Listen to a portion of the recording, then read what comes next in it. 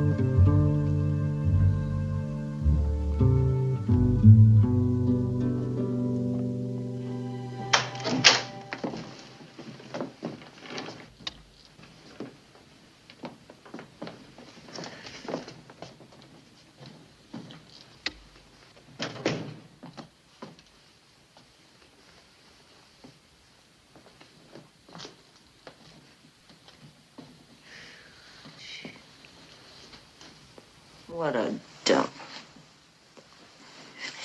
Hey, what's that from?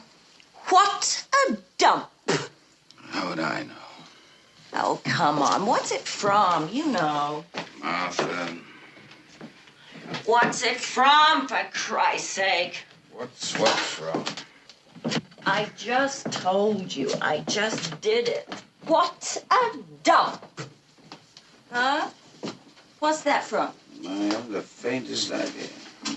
Dumbbell. It's from some damn Betty Davis picture of some goddamn Warner Brothers epic. Martha, I can't remember all the pictures that came out of Warner Brothers. Nobody's asking you to remember every goddamn Warner Brothers epic. Just one single little epic. That's all. Betty Davis gets peritonitis at the end. And she wears this big black frock wig all throughout the picture, and she's married to Joseph Cotton or something. Somebody. Somebody. And she wants to go to Chicago all the time because she's not the actor with the star. But she gets sick. And she sits down in front of her dressing table. What actor? What scar? I can't remember his name, for God's sake. What's the name of the picture? I want to know what the name of the picture is. She gets this peritonitis. She decides to go to Chicago anyway. And Chicago. It's called Chicago. Huh? What? What is? I mean, the picture. It's called Chicago. Oh, good grief. Don't you know anything? Chicago was a 30s musical starring little Miss Alice Faye. Don't you know anything? This picture, Betty Davis comes home from a hard day at the grocery store. She works in the grocery store? She's a housewife. She buys things. She comes home with the groceries, and she walks into the modest living room of the modest cottage modest Joseph Cotton set her up in. Are they married? And yes, they're married to each other, Clark. And she comes in, and she looks around this room, and she sets down her groceries, and she says, "What a dump." Oh. She's discontent. Well, what's the name of the picture? I really don't know, Martha. Well, think. Well, I'm tired. It's late. I don't know Besides, what you have to be tired about. You didn't do anything today. Well, you didn't I'm have any tired. classes or anything. Father didn't set up these damn Saturday night orgies all the time. Oh, that's just too bad about you, George. Well, that's how it is anyway. You didn't do anything. You never do anything. You never mix. You just sit around and talk. Well, what do you want me to do? Do you want me to go around praying at everyone all night the way you do? I don't pray. All right, don't pray. I do not pray. I said you didn't pray. Fix me a drink. Have you had enough? I said fix me a drink.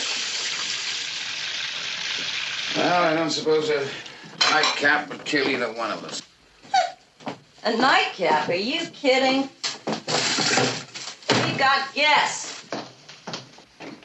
You got what? Guests. Guests. Guests. Yeah, guests. People.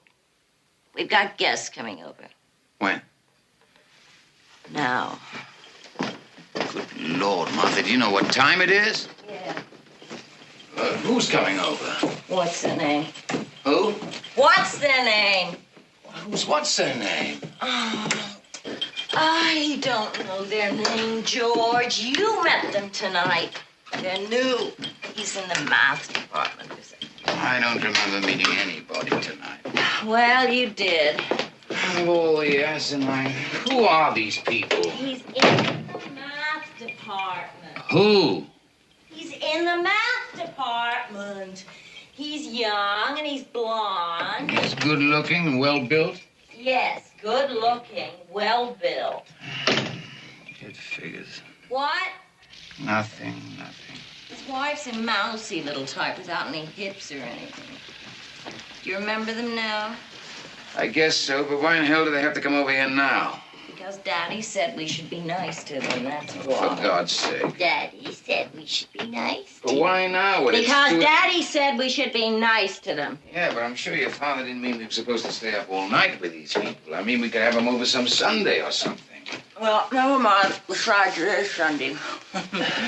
Not early Sunday. It's ridiculous. Well, it's done.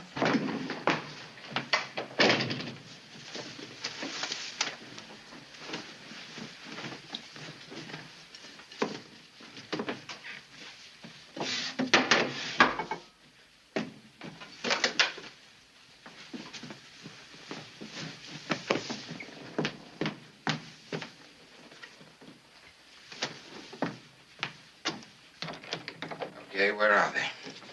We got guests, where are they? I'll be here soon. What do they do, go home and get some sleep first or something? I'll be here. I wish you'd tell me about things sometimes. I wish you'd stop springing things on me all the time. I don't spring things on you all. Yes, you do. You really do. You're always springing things on me. Oh, George. Always.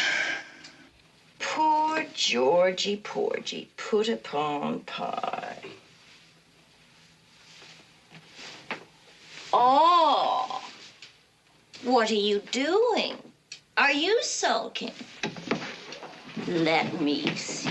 Are you sulking? Is that what you're doing, huh? Never mind.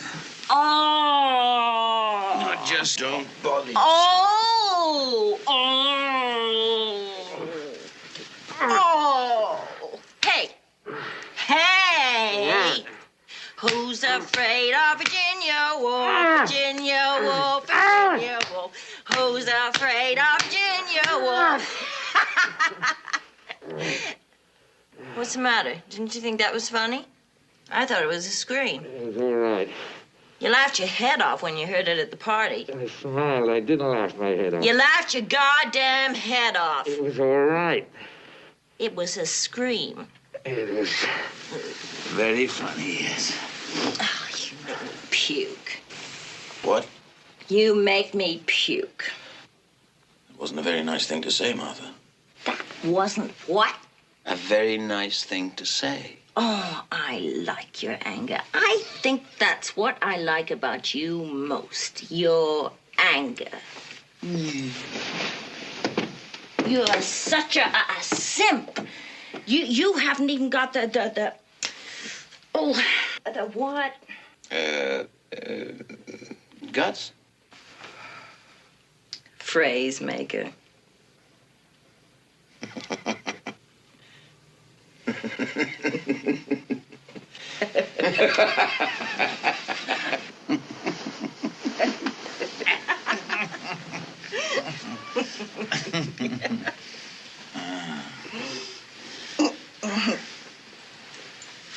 You never put any ice in my drink. Why is that, huh? I always put ice in your drinks, Martha. You eat it, that's all. It's this habit you've got of chewing on your ice cubes like a cocker spaniel. You'll crack your big teeth. Well, they're my big teeth. Yeah, some of them. I got more teeth than you have. 2 more. Oh, you're going bald. So are you.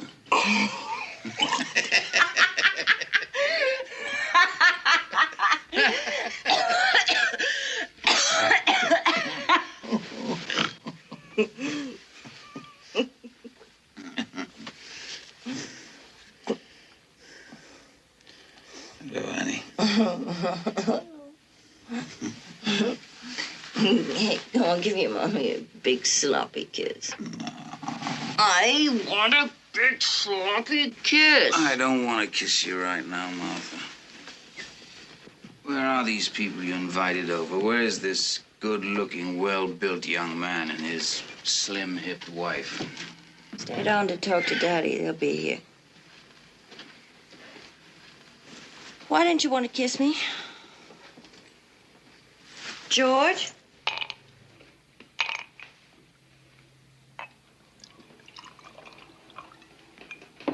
George? Yes, love? Why didn't you want to kiss me? Well, dear, if I kissed you, I'd get all excited. I'd get beside myself, and then I'd have to take you by force right here on the living room rug. And our little guests would walk in, and, well, what would your father say about that? Oh, you pig. Oink, oink. Fix me another drink, lover. My God, you can sweat it down, can't you? Well, I'm thirsty. Oh, Jesus. Look, sweetheart, I can drink you under any goddamn table you want, so don't worry about me. I gave you the prize years ago, Martha. There isn't an abomination award going that you haven't won. I swear if you existed, I'd divorce you. And just stay on your feet, that's all. These people are your guests. I can't even see you. If you I pass out haven't or been throw able to up see something. you for years. Try to keep your clothes on, too. There aren't many more sickening sights in this world than you with a couple of drinks and you and your skirt up over your head. A zero. Your heads, I should say. Party, party. I'm really looking forward to this, Martha. Go answer the door. You answer it. Get to that door, you. To you. Come on in. I said get over there and answer that door. All right, love. Whatever love wants. Just don't start on the bit, that's all. The bit? The bit? What kind of language is that? You imitating one of your students, for God's sake? Just don't start What in on the bit? bit about the kid, that's all. What do you take me for? Much too much. Yeah, well, I'll start in on the kid if I want to. I'd advise against it, Martha. Well, good for you. Come on in. Get over there and open that door. You've been advised, Martha. Yeah, sure. Get over there. All right, love. Whatever love wants. Isn't it nice the way some people still have manners and just don't come breaking into other people's houses, even if they do hear some subhuman monster yowling at them from inside? God damn you! Hi there. Hello. Come on. Here you are. Well, you with must be our little fine guests. Just ignore old sourpuss here. Come on in, kids. Just hand your coat and stuff to old sourpuss here. Well, perhaps we shouldn't have come. Oh, yes, it is late. Late? Are you kidding? Just throw your stuff down any place and come on in. Anywhere furniture floor doesn't make any difference around this place. I told you we shouldn't have come. I said come on in. Now come on. Oh, dear. Oh, dear me. Look, Muckmouth, you cut that out. Martha's a devil with language, she really is. Kids, sit down. Oh, isn't this lovely?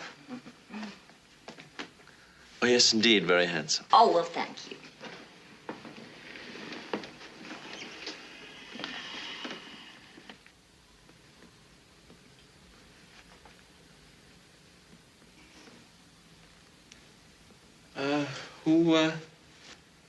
Who did the painting? That's fine. Some Greek with a mustache Martha attacked one night in a... It's got a, Quiet intensity. well, no, But then a certain noisy, relaxed quality, maybe. no, what I meant was... How about a quietly noisy, relaxed intensity? Dear, you're being joshed. I'm aware of that. Oh, I'm sorry. What it is, actually, it's a pictorial representation of the order of Martha's mind. Fix the kids a drink, George. What would you like to drink, kids? Honey, what would you like? Oh, I don't know, dear. A little brandy, maybe. Never mix, never worry. Brandy? Just brandy? Simple, simple. What about you, Bourbon on the rocks, if you don't mind. Mind? I don't mind. Don't think I mind. Martha, rubbing alcohol for you? Sure. Never mix, never worry.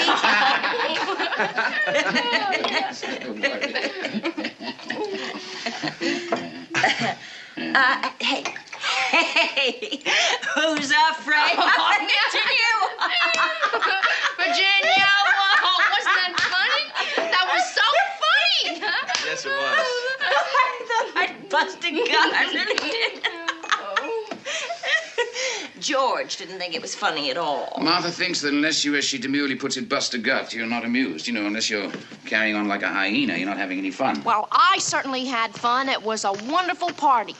Yes, it certainly And was. your father, oh, he is so wonderful. Yes, yes, he is. Yeah. Oh, I tell you. He's quite a guy, isn't he? Quite a guy. You better believe it. Oh, he's a marvelous man. I'm not trying to tear him down. He's a god. We all know that. You lay off my father. Yes, love. What I mean is, when you've had as many of these faculty parties as I rather appreciated it. You what? I mean, aside from enjoying it, having fun, I appreciated it. Everything. Meeting everyone, getting introduced around, the way he had us put up out at the inn until our place is ready. Why, when I was teaching in Kansas, You we'd go up to won't people... believe it, but we had to make our way all by ourselves. Isn't that right, dear? Why, We yes. had to make our own way. I would have to go up to the wives in the library or the supermarket and say hello. I am new here. You must be Mrs. So-and-so, Dr. So-and-so's wife. It really wasn't very nice at all. Daddy knows how to run things. He's a remarkable man. You betcha, sweet life. Let me tell you a secret, baby. There are easier things in this world if you happen to be teaching at a university. There are easier things than being married to the daughter of the president of that university. There are easier things in this world. It should be an extraordinary opportunity. For some men, it would be the chance of a life. There are, believe me, easier things in this world. Some men would give their right arm for the chance. Alas, Martha, in reality, it works out that the sacrifice is of a somewhat more private portion of the anatomy. I wonder if you could show me where the...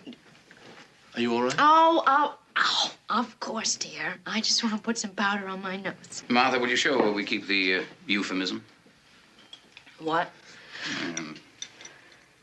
I'm sorry. Come on, I want to show you the house. We'll be back, dear. Honestly, George, you burn me up. All right. You really do, George. Okay, Martha, just trot along. You really do. Just don't shoot your mouth off about you know what. I'll talk about any goddamn thing I want to. Okay. Vanish. Any goddamn thing I want. Vanish. Come on.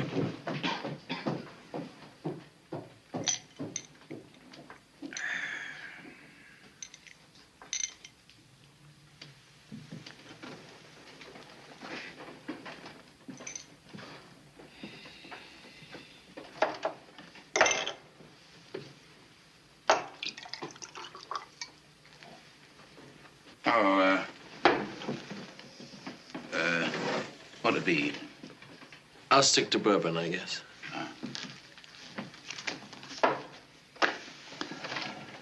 So, you're in the math department. No. No. Oh? Martha said you were. I think that's what she said.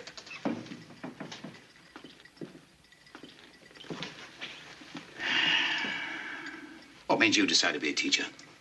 Oh. Well, the same things that motivated you, I imagine. Oh? What were they? Pardon? I said, what were they? What were the things that motivated me? Well, I'm sure I don't know. Well, you just finished saying that the things that motivated you were the same things that motivated me. I said I imagined they were. Oh, did you? Oh, well.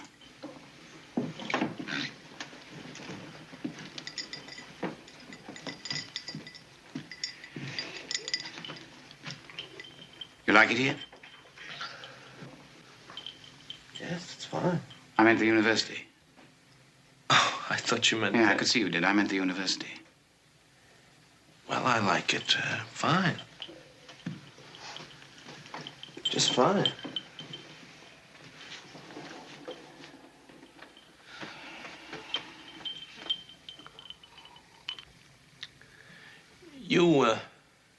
You've been here for quite a long time, haven't you?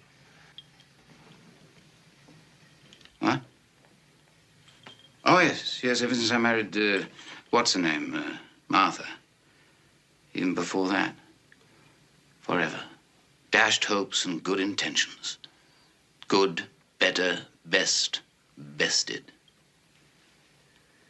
How'd you like that for a declension, young man? Sir, You I'm didn't answer sorry, my people. question. Sir? Don't you condescend to me. I asked you how you liked that for a declension. Good, better, best, bested. Huh? Well? I really don't know what to say. You really don't know what to say. All right, what do you want me to say? Do you want me to say it's funny so you can contradict me and say it's sad? Or do you want me to say it's sad so you can turn around and say, no, it's funny? You can play that damn little game any way you want to, you know. Very good, very good. And when my wife comes back, I think No, we'll just... calm down, Wilford. Just calm down, all right? You want another drink? Here, let me have your I glass. still have one, and I do think that when my Let me wife... freshen it comes for down- you. You stay there. What I mean is, you two, you and your wife, you seem to be having some sort of Martha and I are having nothing. Martha and I are merely exercising, that's all. We're merely walking what's left of our wits. Don't pay any attention to it. Still, I think... Well, now let's sit down and talk, huh? It's just that I don't like to become involved in other people's affairs. Oh, you get over that. Small college and all. Musical beds is the faculty sport around here. Sir? I said musical... Oh, never mind. I wish you wouldn't go sir like that. How old are you? 28. I'm 40-something. Well, aren't you surprised? I mean, don't I look older? I think you look fine. I've always been lean. I use the handball courts. How much do you weigh? 155, 60, something like that? Do you play handball? Not very well. Then we shall play sometime. Martha is 108 years old. She weighs somewhat more than that. How old is your wife? She's 26. Martha's a remarkable woman. I would imagine she weighs around 110. Your wife? No, is- my boy. Yours. Your wife. My wife is Martha. Yes, I know. Yes. Yes, well, if you were married to Martha, you would know what it means. Then if I were married to your wife, I would know what that means, too, wouldn't I? Yes. Martha says you're in the math department or something. No, I'm not. Oh, Martha's seldom mistaken. Maybe you should be in the math department or something. I'm a biologist. I'm in the biology department. Oh. Oh. Sir? You're the one. You're the one's gonna make all that trouble, making everyone the same, rearranging the chromosomes or whatever it is. Isn't that right? Not exactly. Chromosome. I'm very mistrustful. Do you believe people learn nothing from history? I'm in the history department. Yes, I know. Martha tells me often that I'm in the history department as opposed to being the history department in the sense of running the history department. I do not run the history department. Well, I don't run the biology department. You're 21. 28. 28. Perhaps when you're 40-something, you will run the history department. Biology. And biology department, of course. I'm really very mistrustful. I read somewhere that science fiction is not really fiction at all. That you people are rearranging my genes so that everyone will be like everyone else. Oh, no. I suspect we will not have much music, much painting. But we will have a civilization of sublime young men. Very much like yourself. Cultures and races will vanish. The ants will take over the world. You don't know much about science, do you? I know something about history. I know, and I'm being threatened. Your wife doesn't have any hips, has she? I mean, does she? What? Oh, I didn't mean to suggest that I'm hip-happy. I was implying that your wife is slim-hipped. Yes, she is. Have you got any kids? No, not yet. You? That's for me to know and you to find out. Indeed. No kids, huh? What's the matter? Nothing. We want to wait till we're settled. You think you'll be happy here in New Carthage?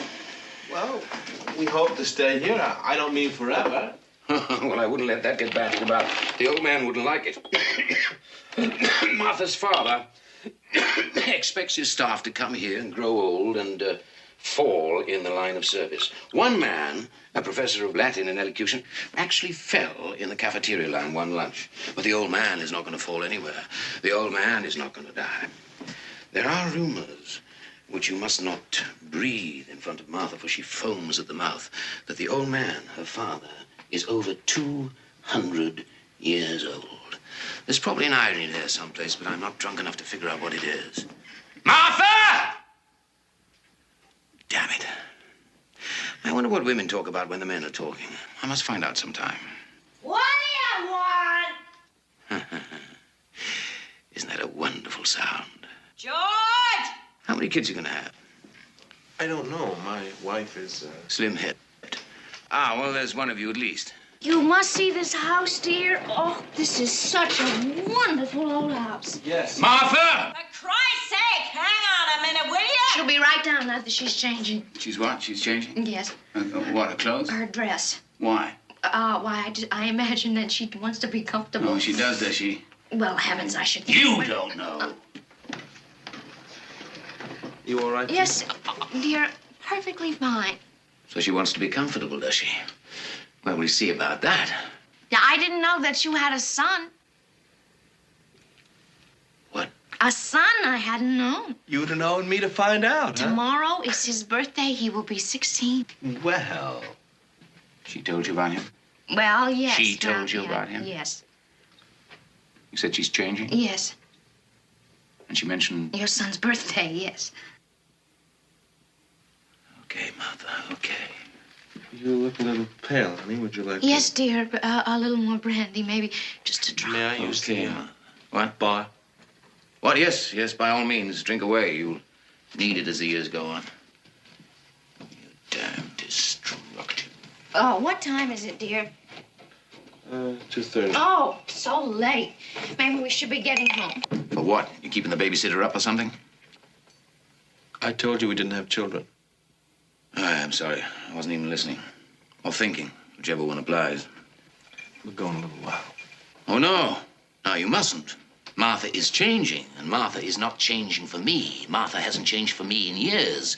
If Martha is changing, it means we're going to be here for days. You're being accorded an honor, and you mustn't forget that Martha is the daughter of our beloved boss. She is his right arm. I was going to use another word, but we leave that sort of talk to Martha. What sort of talk? Well, now. Why, Martha, your Sunday chapel dress. Oh, that's the most attractive. You like it? Good. What the hell do you mean screaming up the stairs at me like that? We got lonely, darling. We got lonely for the soft purr of your little voice. Well, you just trot over to the bar, Pooh, and... And make your little mommy a great big twig. That's right. Say, you must be quite a guy getting your master's when you were, what, 12? Hear that, George? 12 and a half, actually. No, 19, really. Honey, you needn't have mentioned I'm that. proud of you. I'm very impressed. You're damn right. I said I was impressed. I'm beside myself with jealousy. What do you want me to do, throw up? That's really very impressive. You should be right proud. Oh, he's a pretty nice fella. I wouldn't be surprised if you did take over the history department one of these Biology days. department. Biology department, of course. I seem preoccupied with history. What a remark. I am preoccupied with history. George is not preoccupied with history. George is preoccupied with the history department. George is preoccupied with the history department Because he is not the history department, but is only in the history department. We know, Martha. We went through all that while you were upstairs getting up. That's right, baby. You keep it clean. George is bogged down in the history department. He's an old bog in the history department. That's what George is. A bog, a fen, a GT swamp. A swamp. Hey, swamp. Hey, Swampy. Yes, Martha. Can I get you something? Well, sure. You can, light my cigarette if you're of a mind to. No. There are limits. I mean, a man can put up with only so much without he descends a rung or two on the old evolutionary ladder, which is up your line. Now, I will hold your hand when it's dark and you're afraid of the boogeyman, and I will tote your gin bottles out after midnight so no one can see, but I will not light your cigarette. And that, as they say, is that. Jesus. Hey, you, played football, huh? Well, yes, I was a quarterback, but I was much more adept at boxing, really. Boxing? You hear that, George? Yes, Martha? You must have been pretty good at it. You don't look like you got hit in the face at all. He was intercollegiate state and middleweight champion. Honey. Well, you were. You still look like you have a pretty good body now, too. Is that right? Have you? Martha, decency forbids. Shut up. Is that right? Have you, kept your body? It's still pretty good. I work out. Do you? Yeah. Yes, he has a very firm body. Have you? Oh, I think that's very nice. Well, you never know. You know, once you have it... You never know when it's going to come in handy. I was going to say, why give it up until you have to? I couldn't agree with you more. I couldn't agree with you more. Martha, your obscenity is beyond human. George here doesn't cotton too much to body talk. Paunchy here isn't too happy when the conversation moves to muscle. How much do you weigh? 155, 150, yeah. Still at the old middleweight limit, huh? That's pretty good. Hey, George, tell him about the boxing match we had. Christ. George, tell them about it. You tell him, Martha, you're good at it. Is he all right? Oh, sure. See, George and I had this boxing match a couple of years after we were married. A boxing match, the two of you? Oh, really? Yeah, the two of us, really.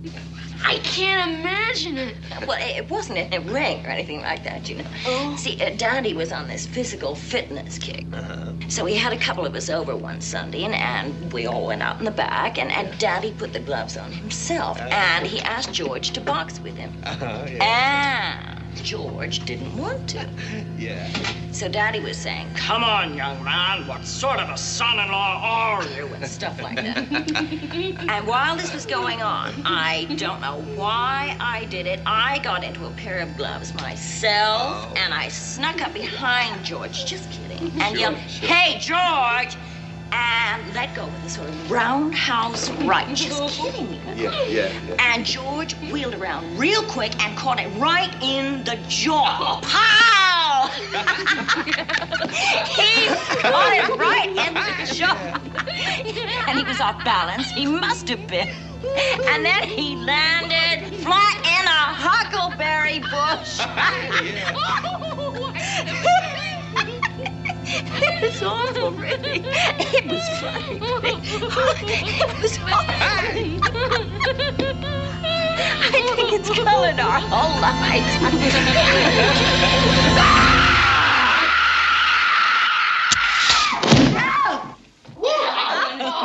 Oh, you're dead.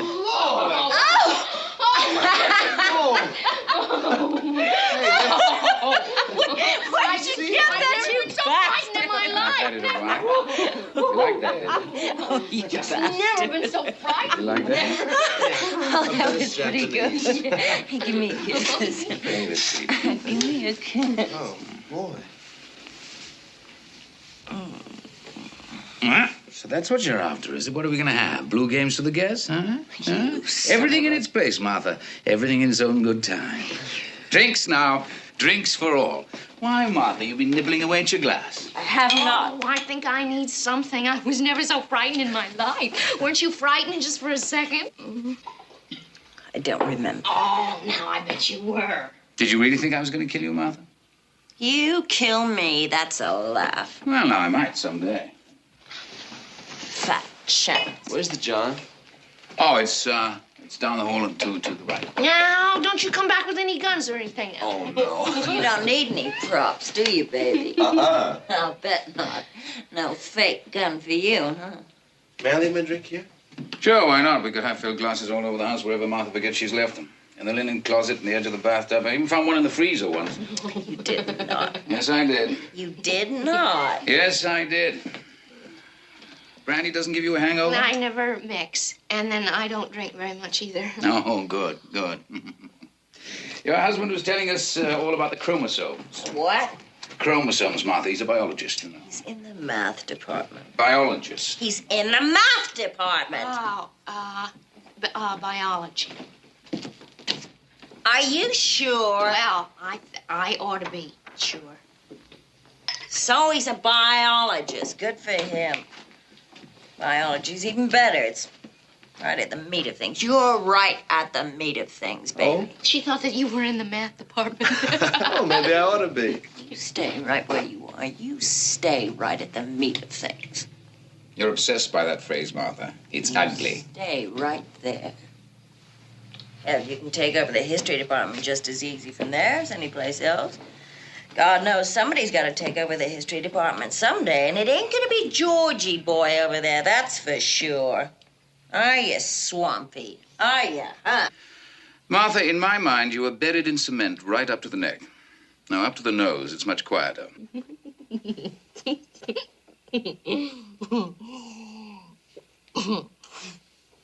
When is your son? What? Something about your son. Son? When is your son? Where is your son coming home?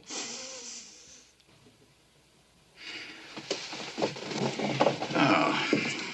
Martha, when's our son coming home? Never mind. No, I want to know. You brought it out into the open. When's he coming home, Martha? I said never mind. I'm sorry I brought it up. Him up, not it. You brought him up. Well, more or less. When's the little bugger going to appear? I mean, isn't tomorrow meant to be his birthday or something? I don't want to talk about it. But Martha... I don't want to talk about it. I bet you don't. Martha doesn't want to talk about it, him. Martha is, sorry she brought it up, him. When is the little bugger coming home? Yes, Martha, now that you've had the bad taste to bring the matter up in the first place, when is the little bugger coming home? George talks disparagingly about the little bugger because he has problems. The little bugger's got problems? What problems has the little bugger got? Not the little bugger. Stop calling him that! You've got problems. I've never heard of anything more ridiculous in my life. Neither have I.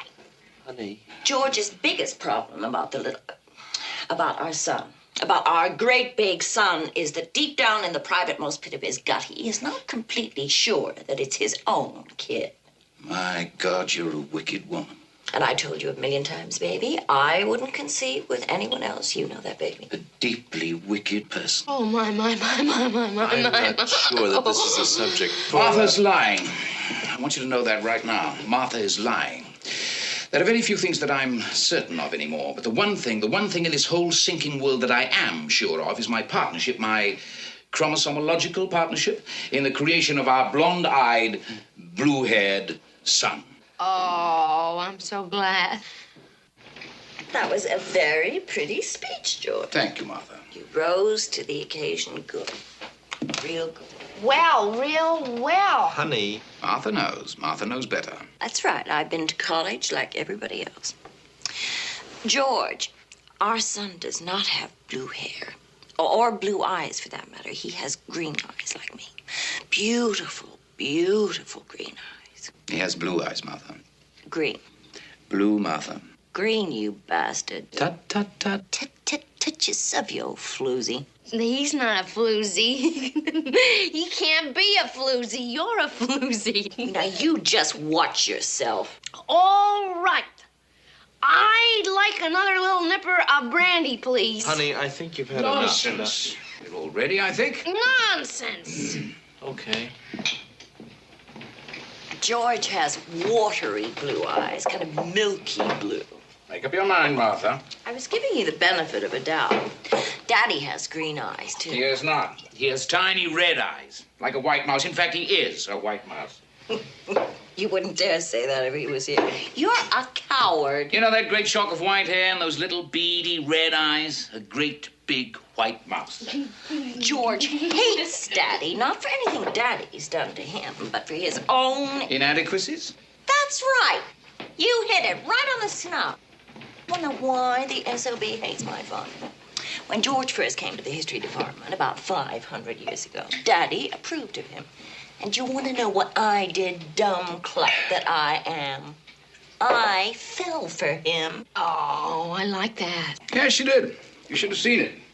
She'd sit outside my room at night on the lawn and howl and claw at the turf. I couldn't work, and so I married her. I actually fell for him. That there. Martha's a romantic at heart. That I am. I actually fell for him.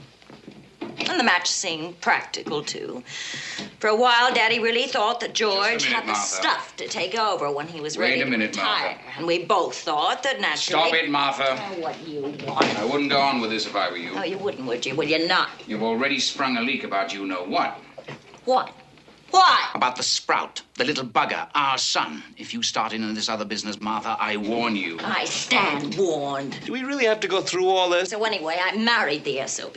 I had it all planned out. First, he'd take over the history department. Then when Daddy retired, he'd take over the whole college, you know? That was the way it was supposed to be. Getting angry, baby, huh? That was the way it was supposed to be. All very simple. And Daddy thought it was a good idea, too, for a while. Until he started watching for a couple of years. Getting angry? Until he watched for a couple of years and started thinking that maybe it wasn't such a good idea after all. That maybe Georgie boy didn't have the stuff. That maybe he didn't have it in him. Stop it, Martha. Like hell I will. You see, George didn't have much push. He wasn't particularly aggressive. In fact, he was sort of a flop. A great, big, fat flop. Stop it, Martha. I hope that was an empty bottle, George. You can't afford to waste good liquor. Not on your salary, not on an associate professor's salary. So here I am, stuck with this flop, this bog in the history department. Martha. Who's married to the president's daughter. Who's expected to be somebody, not just a nobody, a bookworm who's so goddamn complacent that he can't make anything out of himself, that doesn't have the guts to make anybody proud of him. Who's afraid of Virginia Woolf? All right, George, stop it! I'm gonna be sick. I'm gonna be sick. Jesus.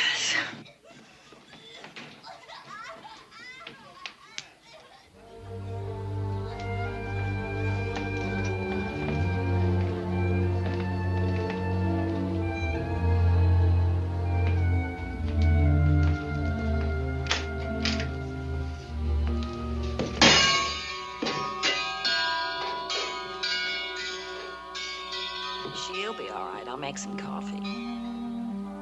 You sure? She'll be okay.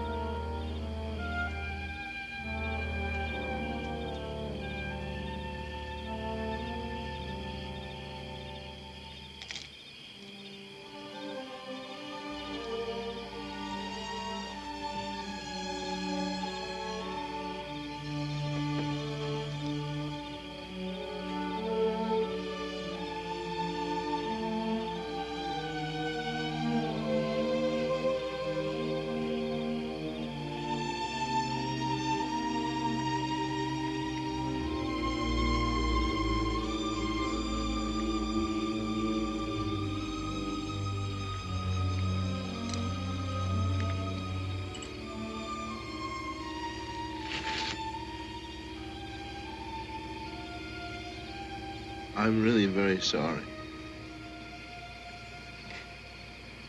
She really shouldn't drink. She's frail. Slim-hipped, as you'd have it. Where's my little Yum-Yum? Where's Martha? I think she's going to make some coffee. She gets sick quite easily. Martha? No, she hasn't been sick a day in her life. Unless you count the time she spends in the restaurant. No. My wife gets sick quite easily. Your wife is Martha. Oh, yes. I know. She doesn't really spend any time in a rest home. Your wife? No, yours.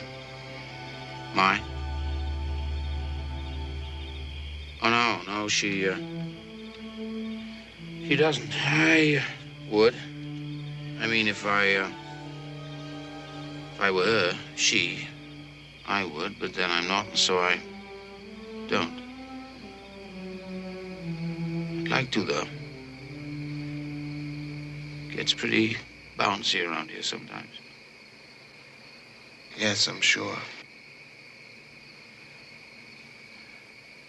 Your wife throws up a lot, huh? I didn't say that.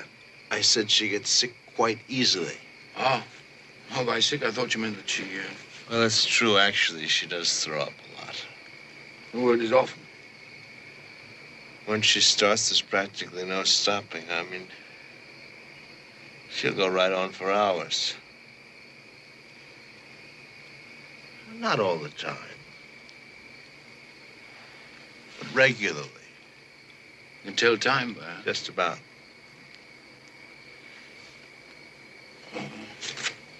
Yeah, Oh, sure.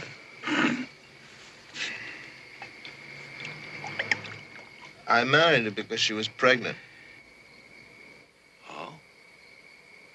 But, you said you didn't have any children when I asked you. You said... She wasn't really. It was a hysterical pregnancy. She blew up, and then she went down. And when she was up, you married her. And then she went down.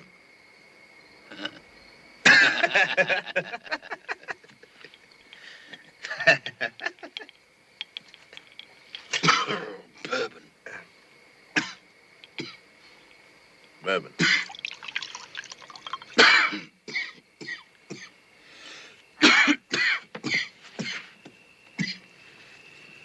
When I was 16, going to prep school during the Punic Wars, a bunch of us used to go into town on the first day of vacations before we fanned out to our homes. And in the evening, this bunch of us would go to a gin mill owned by the gangster father of one of us, and we would drink with the grown-ups and listen to the jazz. And one time, in the bunch of us, there was this boy who was 15, and he had killed his mother with a shotgun some years before. Accidentally, completely accidentally, without even an unconscious motivation, I have no doubt at all. And this one time, this boy went with us, and we ordered our drinks. And when it came his turn, he said, "I'll have Bergen. Give me some Bergen, please. Bergen and water." Huh. Well, we all laughed. He was blonde, and he had the face of a cherub, and we all laughed. And his cheeks went red, and the color rose in his neck. And the waiter who'd taken our order told people at the next table what the boy had said, and then they laughed, and then more people were told, and the laughter grew, and more people and more laughter. And no one was laughing more than us, and none of us more than the boy who had shot his mother. And soon, everyone in the gin mill knew what the laughter was about, and everyone started ordering Bergen and laughing when they ordered it. And soon, of course, the laughter became less general, but it did not subside entirely for a very long time. For always at this table or that, someone would order Bergen, and a whole new area of laughter would rise. We drank free that night. And we were bought champagne by the management, by the gangster father of one of us. And, of course, we suffered next day, each of us alone on his train away from the city, and each of us with a grown-up's hangover. But it was the grandest day of my youth.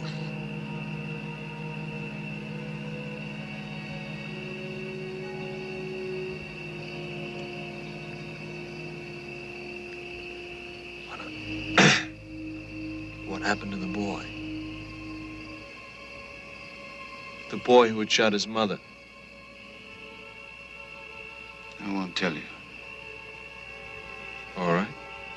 The following summer, on a country road with his learner's permit in his pocket and his father on the front seat to his right, he swerved the car to avoid a porcupine and drove straight into a large tree. No. He was not killed, of course. And in the hospital, when he was conscious and out of danger, and when they told him his father was dead, he began to laugh, I have been told.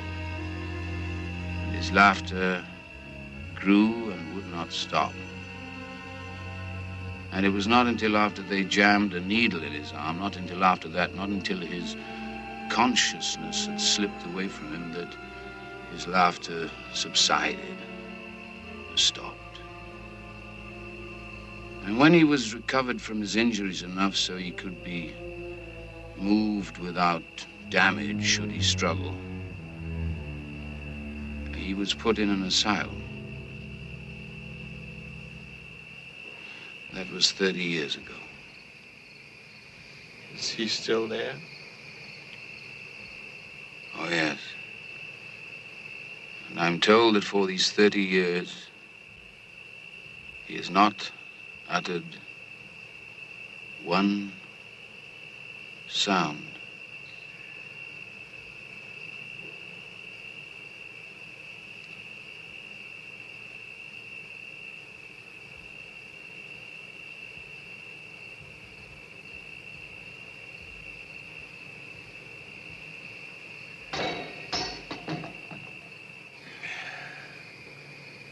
That's Big Martha. She's making coffee. Well, your hysterical wife goes up and down. Went up and down. Oh, what? And no more? No more, nothing. Martha doesn't have hysterical pregnancies. My wife had one. Martha doesn't have pregnancies at all. You have any other kids? Do you have any daughters or anything? Do we have any... what? Do you have any... I mean, do you only have the one, kid, your son?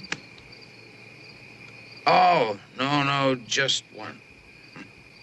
One boy. Our son.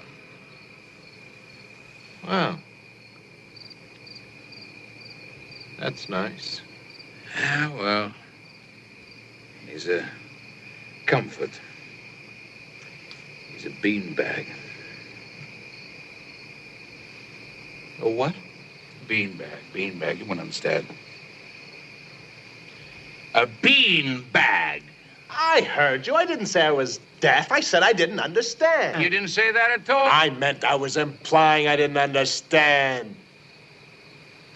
Christ's sake. You're getting tested. I'm sorry. All I said was that our son, the apple of our three eyes, Martha being a cyclops, our son is a beanbag, and you get tested. I'm sorry. It's late. I'm tired. I've been drinking since 9 o'clock. My wife is vomiting. There's been a lot of screaming going on around here. So you get testy, naturally. Don't worry about it. Anybody who comes here ends up getting testy. It's expected. Don't be upset. I'm not upset. You're testy. Yes. I'd like to set you straight about something while we're out here. I'd like to set you straight about something Martha said. Hey!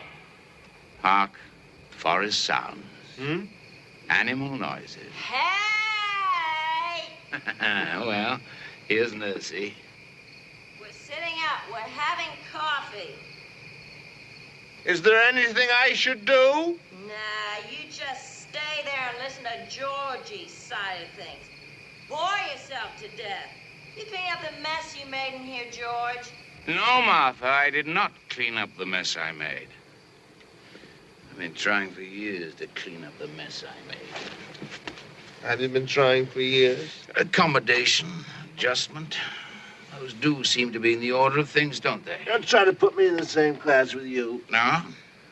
No, of course not. I mean, things are simpler for you.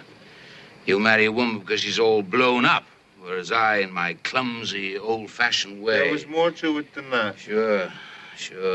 I bet she has money, too. Yes. Yes? Yes? You mean I was right? I hit it? Well, you see... My God, what archery. First try to. How about that? You see... There were other things. Yes. To compensate. Yes. There always are. There always are. Allow me. Tell me, how about your wife's money? No. Okay, don't. My father-in-law was a man of the Lord. And he was very rich. What faith? My father-in-law was called by God when he was 6 or something. And he started preaching and he baptized people and he saved them and he traveled around a lot and he became pretty famous. Not like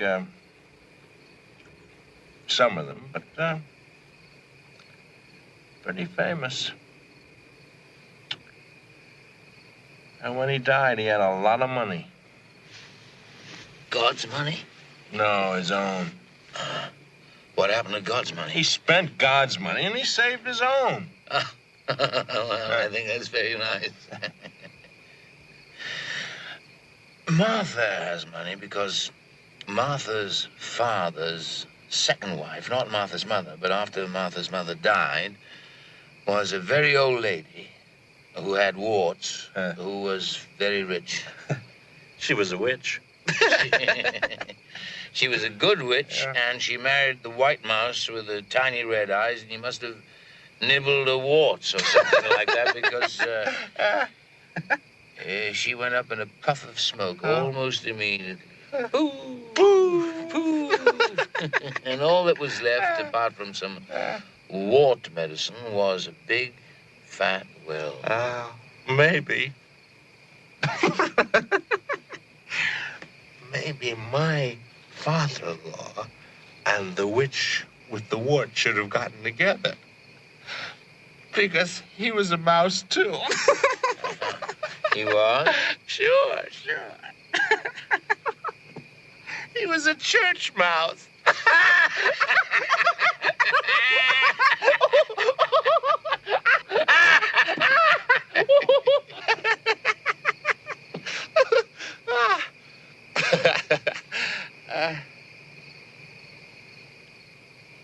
Your wife never mentioned a stepmother. Well, maybe it isn't true. You realize that I've been drawing you out on this stuff because you represent a direct threat to me and I want to get the goods on you. Sure. Well, I mean, I've warned you. You stand warned. I stand warned. It's you sneaky types worry me the most, you know. You ineffectual sons of bitches. You're the worst. Well, I'm glad you don't believe me. After all, you got history on your side. You got history on your side. I got biology on mine. History, biology. I know the difference. You don't act it. No? I thought we decided you'd take over the history department first before you take over the whole works, you know. One step at a time. No, what I thought I'd do is I'd sort of insinuate myself generally, you know, find all the weak spots. Mm-hmm. Like me. Become sort of a fact, and then turn into a what? An inevitability? Exactly. An inevitability. Take over a few courses from the older men. Plow a few pertinent wives. Now that's it. I mean, you can shove aside all the older men you can find, but until you start plowing pertinent wives, you're really not working. That's the way to power. Plow them all. Yeah. The way to a man's heart, the wide, inviting avenue to his job is through his wife, and don't you forget it. And I'll bet you your wife's got the widest, most inviting avenue on the whole damn campus. I mean, her father being president and all. You bet your historical inevitability. Yes, sirree. I just better get her off into the bushes right away. Why, you'd certainly better. You know, I almost think you're serious. Oh, baby, you almost think you're serious, and it scares the hell out of you. Me? Yes, you. You're kidding. I wish I were. I'll give you some good advice if you want me to. Good advice from you? Oh, boy. You haven't learned yet. Take it wherever you can get it. Listen to me now. Come off it. I'm giving you good advice now. Good God. There's quicksand here, and you'll be dragged down before you know it. Sucked down. Oh. You disgust me on principle, and you're a smug son of a bitch personally, but I'm trying to give you a survival kit. Do you hear me? I hear you. You come in loud. All right. You want to play by ear, right? Everything's going to work out anyway because the timetable's history, right? Right. You just tend to your knitting, Grandma. I'll be okay. I've tried to reach you to... Make contact? Yes. Communicate? Yes, exactly. Oh, that's touching. That's downright moving. That's what that is. Up yours. What? You heard me. Honey! Honey! You take the trouble to construct a civilization, to build a society based on the principles of principle. Honey! You make government and art and realize that they must be both the same. You bring things to the saddest of all points, to the point where there is something to lose. Then all at once, through all the music, through all the sensible sounds of men building, attempting, comes the Dies Irae. And what is it? What does the trumpet sound? Up yours. Oh, ha ha! Bravo! Ha ha! Thank you. Thank you. Here we are, a little shaky, but on our feet. Yeah. Wasn't Goody. too bad, Just dear, put this on. really. Just put this I'm on. not cold, but I am. Just put it on. We're leaving. You what? We're leaving, going home. Oh, well. Wait a minute. What's been going on here? What have you been up to? I'll go get the car. You don't have to. I'll I okay. insist. George, Yes, love. just what the hell do you think you're doing? Now, let me see. I think what I'm doing is I'm getting the car to take our little guests home. Oh.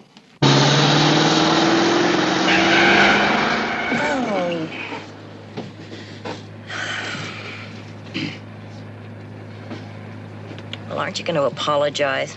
It wasn't my fault. The road should have been straight. Not that, for making her throw up. I did not make her throw up. You most certainly did.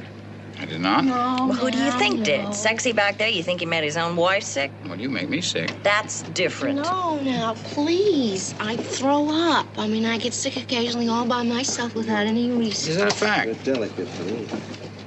I've always done it. Like Big Ben, huh? Just watch it. George makes everybody sick. Why, when our son was just a little boy, Don't, he used to Mom. throw up all the time because I said don't, Marta. it got so bad that whenever George came into a room, he'd start right enriching. The real reason why our son used to throw up all the time, wife and lover, was because he couldn't stand you fiddling at him all the time, breaking into his bedroom, your kimono flying, fiddling. Yeah, and I suppose that's why he ran away from home twice in 1 month. Twice in 1 month. 6 times in 1 year. Our son ran away from home all the time because Martha here used to corner him. I never cornered the son of a bitch in my life. He used to run up to me when I'd get home and he'd say, Mama's always coming at me. That's what he'd say. Liar! That's the way it Liar! was. She was always coming at him. I thought it was very embarrassing. If you thought it was so embarrassing, what are you talking about it for? Thank you. I didn't want to talk about it at all. Oh, I wish I had some brandy. I love brandy. I really do. Good for you. It steadies me so. I used to drink brandy. You used to drink Bergen, too. Shut up, Martha. Huh? What? Nothing. Did he tell you about that? Well... Come on, he must have said something. Actually, all we did is we sort of danced around a little. Oh, I love dancing. I really do. He didn't mean that. Well, I didn't think that he did. Two grown men dancing. Heavens. You mean he didn't start in on how he tried to publish a book and Daddy wouldn't let him? Please, Martha. What book? Please, just a book. Just a book! Oh, look, dancing. Oh, why don't we dance? I'd love some dancing. Honey, we're I almost want home. some. I want some dancing. That's not such a bad idea. I love dancing, don't you? With the right man. I dance like the wind. Stop the car. Martha. We're going dancing. For heaven's sakes. Did you hear me? All right, love. Whatever love wants.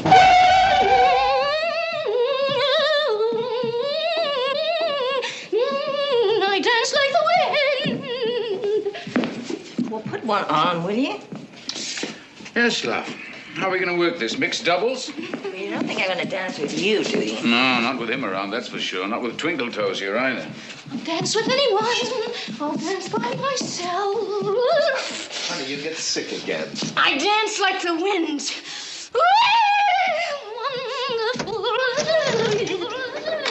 All right, kiddies, choose up and hit the sack. All right, George. Cut that out.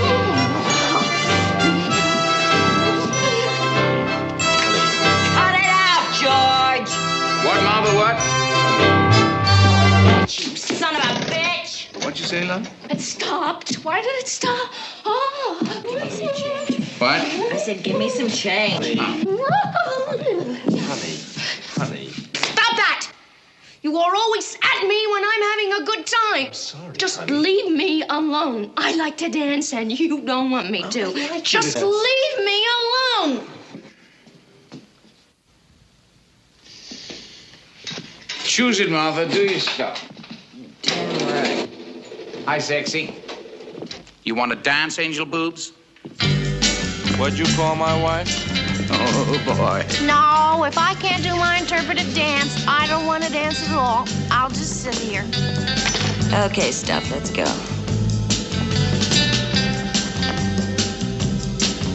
We'll just sit here and watch. That's right. Hi. Hi.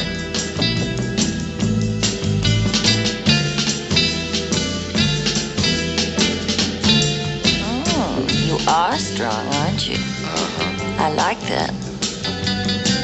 They're dancing like they've danced before. It's a familiar dance, Monkey Nipples. They both know it. I don't know what you mean. I like the way you move. I like the way you move, too. They like the way they move. That's nice. I'm surprised George didn't tell you his side of things. Well, he did. That surprises me. Does it? Aren't they cute? He usually does when he gets the chance. I don't think he trusts me.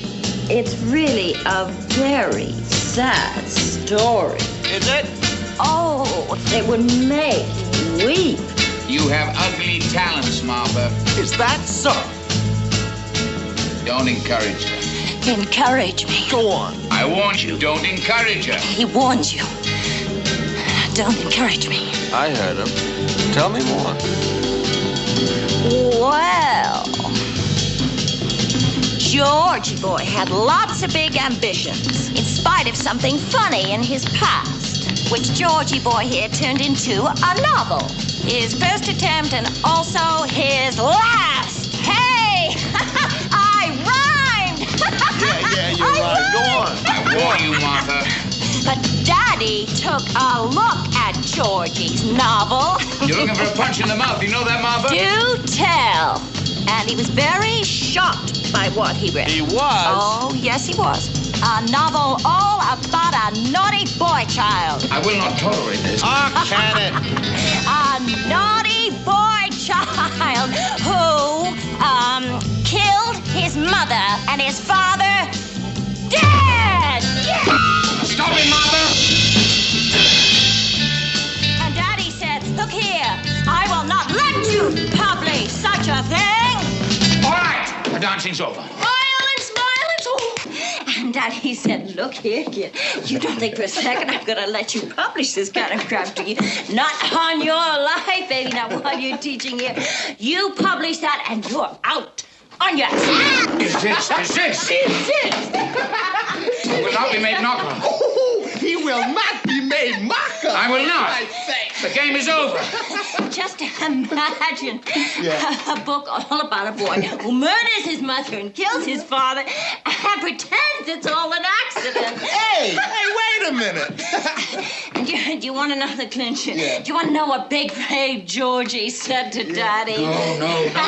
Hey, George, wait he a minute. said, but Daddy. I mean, but sir, this isn't a novel at all. You will not say this. The hell, you keep away from me. No, sir, this isn't a novel at all. This is the truth. This really happened to me. I'll kill you. It happened.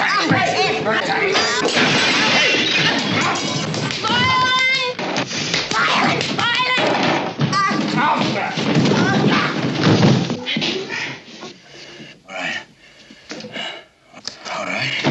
Very quiet now. It'll all be very quiet.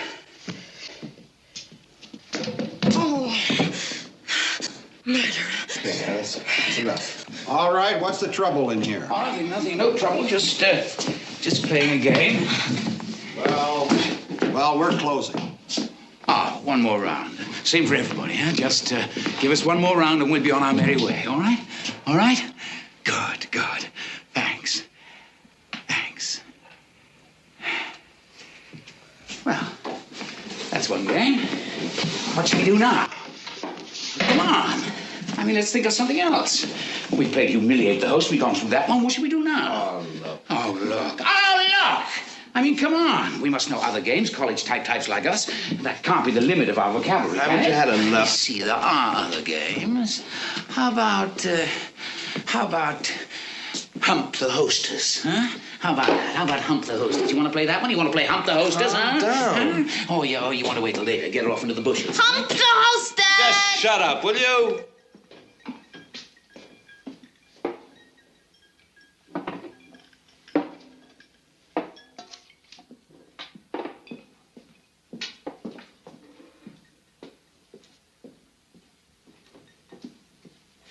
You don't want to play that one now. You want to save that for later. What should we play now? We've got to have a game. Portrait of a man drowning. I'm not drowning. You told me to shut up. I'm sorry. No, you. I'm sorry. Okay. I know what we do. Now that we're through with Humiliate the Host, we're through with that one for this round anyway, and we don't want to play Hump the Hostess yet. Not yet. So I know what we'll do. How about a little round of Get the Guests? How about that? How about a little game of Get the Guests? Jesus, George. Book dropper, child mentioner. I don't like these games. No, No, we've only had one game. Now we've got to have another. You can't fly on one game. anyway, Silence! Now, how are we going to play Get the Guests? You be quiet. I wonder.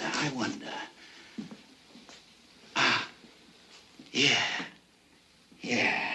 Well, now, Martha, in her indiscreet way, told you all about my first novel, True or False. I mean, true or false that there ever was such a thing. Anyway, she told you about it, my first novel, my memory book, which I sort of preferred she hadn't, but hell, that's blood under the bridge. But what Martha didn't do, what Martha didn't tell you, what Martha didn't tell us all about, was my second novel. No, Martha, you didn't know about that, did you? My second novel, True or False, True or False? No. Well, it's an allegory, really, probably. And it's all about this nice young couple who comes out of the Middle West. It's a bucolic, you see. And this nice young couple comes out of the Middle West, and he's blonde, and he's about 30, and he's a scientist, a teacher, a scientist. And his mouse is a wifey little thing who gargles brandy Just all the a time. minute here. This is my game. You've had your game, you people. This is my game. I want to hear this story. I love stories. And Mousie's father was a holy man, see? And he ran sort of a traveling clip joint. And he took the faithful, that's all. He just took them. This is familiar. No kidding. Anyway, Blondie and his frau out of the Plain States came. Very funny, George. Thank you, Martha. And they settle into town just like nouveau Carthage. I don't think you better go on, mister. Do you not? Oh, I love familiar stories. They're the best. How right you are. But Blondie was all in disguise. We'd all got up as a teacher because his baggage ticket had bigger things writ on it. H.I. Aye. Historical inevitability. Look, there's no reason for you to go any further. Let them go on. We shall. And he had this baggage, and part of his baggage was in the form of his mouse. But we don't have to listen to this. Not. You're bright as a point. But what nobody could figure out about Blondie was his baggage, his mouse. I mean, here he was, Pan-Kansas swimming champion or something, and he had this mouse, of whom he was solicitous to a point that faileth human understanding, given that she was something of a simp in the long run. This just isn't fair of you. Perhaps not. Like as I said, his mouse, she tooted brandy immodestly and spent half her time in the upchuck. I know these people. Do you? Oh. But she was a money baggage, amongst other things. Godly money ripped from the golden teeth of the unfaithful, and she was put up with. And she was put up with. George. Stop her. Please Beg, don't. baby. George! Oh, and now we get a flashback to how they got married. No! Yes! Why? How they got married? Well, how they got married was this. The mouse got all puffed up one day, and she went over to Blondie's house, and she stuck out her puff, and she said, "Look at me." I don't like this. Stop it. Look at me. I'm all puffed up. Oh, my goodness, said Blondie. And so they were married. And so they were married. And then? And then? What? And then what? And then the puff went away again like magic. Poof. The puff went away. Poof. Honey, I didn't mean to. Honestly, I didn't mean to. You told them. You told them. You Honey, just baby. couldn't have told them, please. No, you couldn't have told them. No. And that's how you play Get the Guests. Please, I'm gonna be sick. Just leave me alone. I'm gonna be sick. You shouldn't have done that. You shouldn't have done that at all. I hate hypocrisy. That was cruel and vicious. She'll get over it. Damaging. She'll recover. Damaging to me. To you. To me. To you? Yes! Oh, beautiful. My God, you gotta have a swine to show you where the truffles are. You just rearrange your alliances, boy. You look around and make the best of things. Better put your wife in the car. No, thanks. I've had enough rides for tonight. We'll walk. That's right. You go plan some new strategy. You're going to regret this. No doubt. I regret everything. No. I mean, I'm going to make you regret this. Go clean up the mess. You just wait, mister. Very good, George. Thank you, Martha. Really good. I'm glad you enjoyed it. I mean, you did a good job. You really fixed it. Uh-huh. It's the most life you've shown in a long time. You bring out the best in me, baby. You really are a bastard. That's all right for you. You can go around like a hopped-up Arab, slashing at everything in sight, scarring up half the world if you want to, but let somebody else try it. Oh, no. You miserable. My baby, dirty- I did it all for you. I thought you'd like it, sweetheart. It's to your taste, blood carnage and all. I thought you'd sort of get excited, sort of heave and pant and come running at me, your melons bobbling. You have really screwed up, George. Oh, come on, I mean Martha. it. You really have. You can sit around with the gin running out of your mouth. You can humiliate me. You can tear me to pieces all night. That's perfectly okay. That's all right. You can stand it. I cannot stand it. You can stand it. You married me for it. That's a desperately sick lie. Don't you know it even yet? Oh, Martha. I always gotten tired whipping you. Year after year. Deluded, Martha, deluded. It's not what I wanted. I thought at least you were onto yourself. I didn't know. I I'm didn't onto know. myself. No, you're sick. I'll show you who's sick. I'll show you who's sick. I'll show you. All right, Martha. I'll show you. Show you. Now, stop it! Stop it!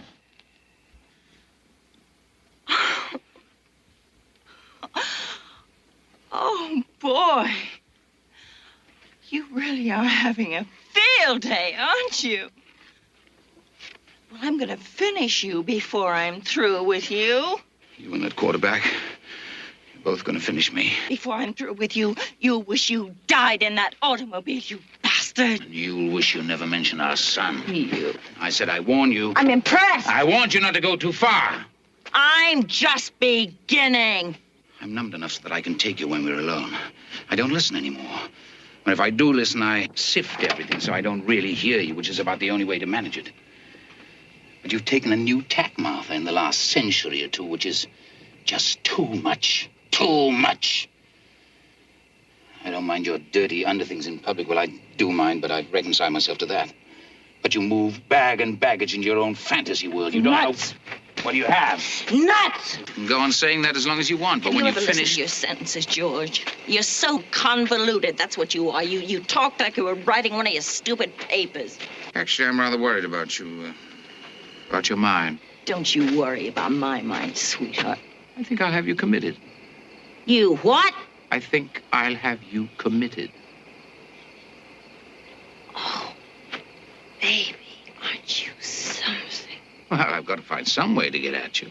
You've got at me. You don't have to do anything, George. 1,000 years of you has been quite enough. You go quietly, then? Do you want to know what's happened, George? Do you want to know what's really happened? It snapped. Finally, not me, it. The whole arrangement. Boy, you can go on forever, and everything is manageable. You make all sorts of excuses to yourself. To hell with it. This is life. Maybe tomorrow he'll be dead. Maybe tomorrow you'll be dead. All sorts of excuses. Then one day, one night, something happens, and snap! It breaks, and you just don't give a damn anymore. I've tried with you, baby. I've really tried. Oh, come off it, Martha. I've really tried. You're a monster. You are. I'm loud, and I'm vulgar, and I wear the pants in the house because somebody's got to. But I am not a monster. I'm not. You're a spoiled, self-indulgent, willful, dirty-minded, liquor-ridden... Snap. It went snap. I'm not going to try to get through to you anymore. There was a second back there. Yeah, there was a second. Just a second when I could have gotten through to you. When maybe we could have cut through all this crap. But it's past. And I'm not going to try. Once a month, Martha. I've gotten used to it. Once a month and we get misunderstood Martha, the good-hearted girl underneath the barnacles, the little miss that the touch of kindness would bring to bloom again. And I believed it more times than I'd like to admit because I don't like to think I'm that much of a sucker. But I don't believe you. I just don't believe you. There is no moment anymore when we could come together. Yeah, well, maybe you're right. You can't come together with nothing, and you're nothing. Snap! I looked at you tonight, and you weren't there. Finally snapped. And I'm gonna howl it out. And I'm not gonna give a damn what I do, and I'm gonna make the biggest goddamn explosion you've ever heard. You try and I'll beat you at your own game. Is that a threat, George, huh? That's a threat, Martha. You're gonna get it, baby. Be careful, Martha. I'll rip you to pieces. You're not man enough. You haven't the guts. Total war? Total.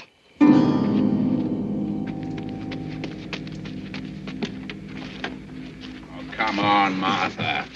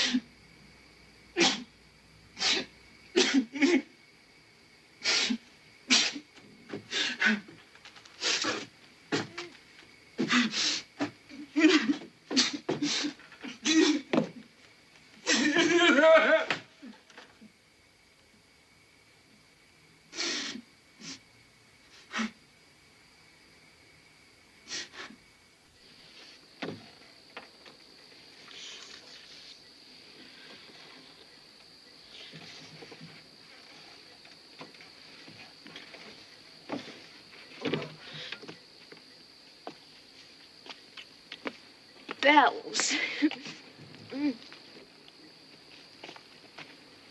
I've been hearing bell ringing. Bells ringing. I've been hearing bells. Jesus. And I couldn't sleep for the bells. And ding, dong, ding. They woke me up. What time is it? Don't bother me. Bells. I was asleep, and I was dreaming of something, and I heard the sounds coming, and I didn't know what it was, and it frightened me. It was so cold. I get you, Martha. The wind was so... Somehow, Martha. And there was someone there, and I didn't want someone there. I was naked. You know what's going on, do you? I don't want any more. Listen to him. No, I don't want them. I don't want them. Please leave me alone. No. I don't want any children. I don't want any children. Please. I'm afraid. I don't want to be hurt. Please. I should have known. What? Does he know that? Does that stud you married to know about that, huh? About what? Just stay How do away you do from it, huh? How do you make your secret little murders? Pills? You got a secret supply of pills or what? Apple jelly, willpower? What? You sick? You're gonna throw up again? Where is he? I want my husband. I want a drink. That's right, go at it! I want something. You know what's going on up there, little miss, huh? I don't want to know anything. You leave me alone. Who rang? What? What were the bells? Who rang? Your husband's up there and you want to know who rang? Who rang? Someone rang. Someone Rang. Yes. Bells rang. Yes, the bells rang and it was someone... Somebody. Somebody rang. The bells rang and it was somebody... with them.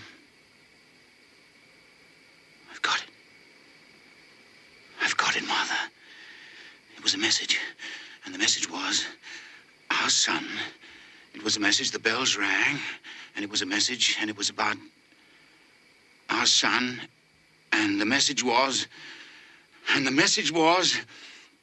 our son is dead. Oh, no. Our son is dead, and Martha doesn't know. I haven't told Martha. No. Our son is dead, and Martha doesn't know. No, God. And you're not going to tell her. And your son is dead.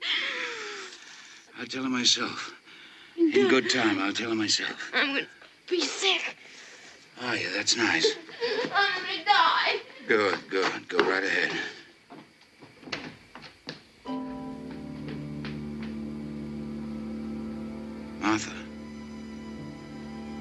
Martha, I have some terrible news. It's about our son. He's dead. Do you hear me, Martha? Our boy is dead.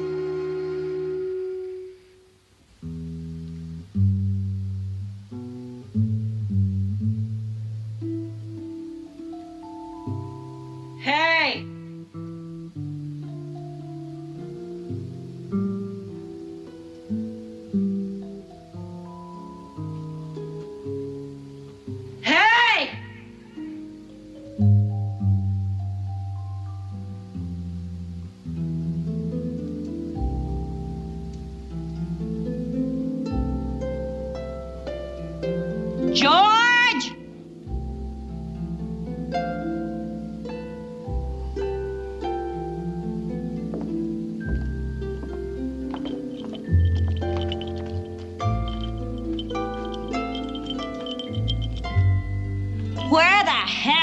everybody.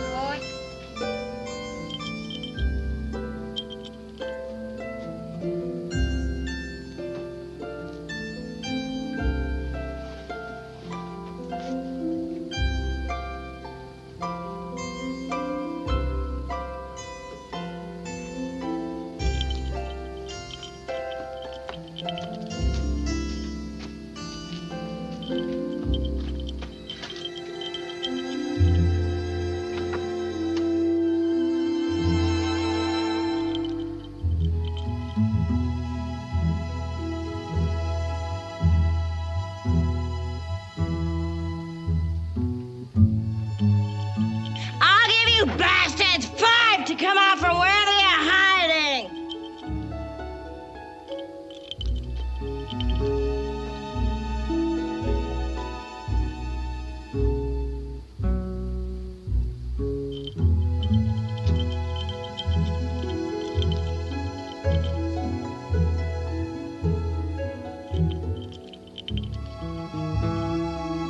George!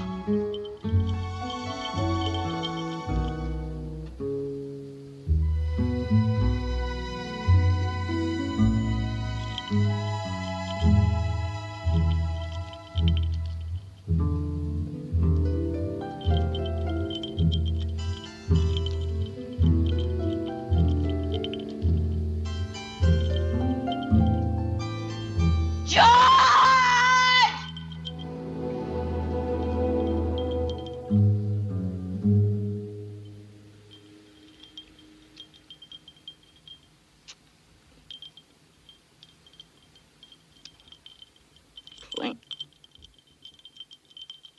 Clink. Clink. Clink. Clink.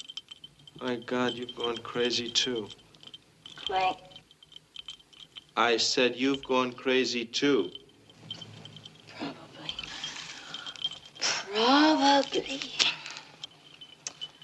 You've all gone crazy. I come downstairs and what happened?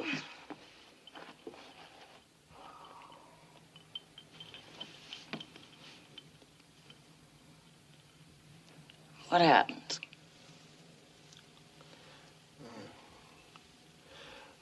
My wife's in the can with a liquor bottle and she winks at me. Winks at me. She's never winked at you? What a shame. She's lying down on the floor, the tiles all curled up. And she starts peeling the label on the liquor bottle, the brandy bottle. Maybe she'd be more comfortable in the tub. And I ask her what she's doing, and she goes, shh, nobody knows I'm here. And I come down here, and you're stumbling around, going clink, for God's sake. Clink. Clink. You've all gone crazy. Yeah. Sad but true. Where is your husband? He is vanished. Poof! You're all crazy. Nuts. Ah, 'tis the refuge we take when the unreality of the world sits too heavy on our tiny heads. Relax. Sink into it. You're no better than anybody else. I think I am.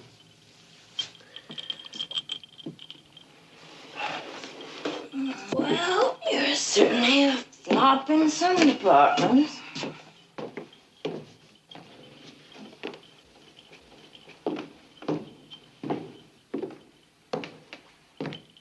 What'd you say? I said you certainly are a flop in some departments. I'm sorry you're disappointed. Maybe sometime I've been drinking for 10 hours. Baby, you sure are a flop. Boy, you're something. You know that? I mean, you're really something. Boy, you know, Everybody's a flop. Your husband's a flop, I'm a flop. You're all flops. I am the Earth Mother, and you are all flops.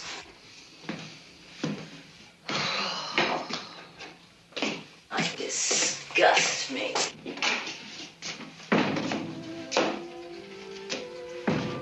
You know, there's only been one man in my whole life who's ever made me happy.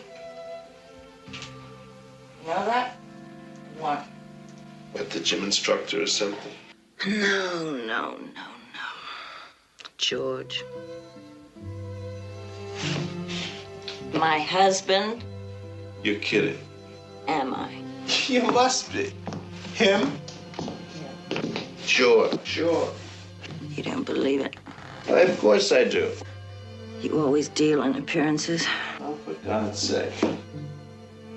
George, who is out somewhere there in the dark, who is good to me, whom I revile, who can keep learning the games we play as quickly as I can change them, who can make me happy, and I do not wish to be happy. And yes, I do wish to be happy. George and Martha. Sad.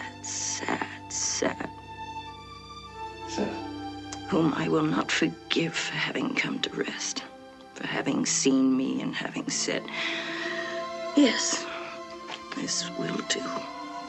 Who has made the hideous, the hurting, the insulting mistake of loving me and must be punished for it. George and Martha. Sad.